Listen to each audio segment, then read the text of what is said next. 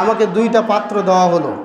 ফি আহাদিহিমা লাবানুন অফিল আখরে খমরুন, একটা পাত্রে ছিল দুধ আর একটা পাত্রে ছিল মদ।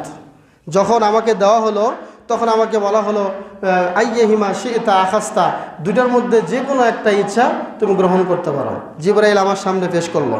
তখন ফাকাল রাসূলুল্লাহ সাল্লাল্লাহু আলাইহি ওয়াসাল্লাম, আল্লাহ রাসূল বললেন ফা আকাসতুল লাবানা ফা শারিবতু, আমি দুধের পাত্রটা নিলাম, এরপরে পান করে ফেললাম।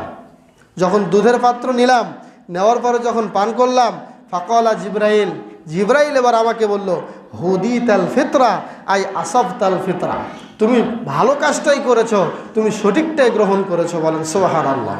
যদি তুমি মদ পান করতে, ওয়া ইন্নাকা লাউ আখাসতাল খামরা, যদি তুমি মদের বোতলটা নিয়ে মদ পান করতে, গয়াত উম্মাতাকা, তোমার পুরো উম্মতটা ভ্রষ্ট হয়ে যেত।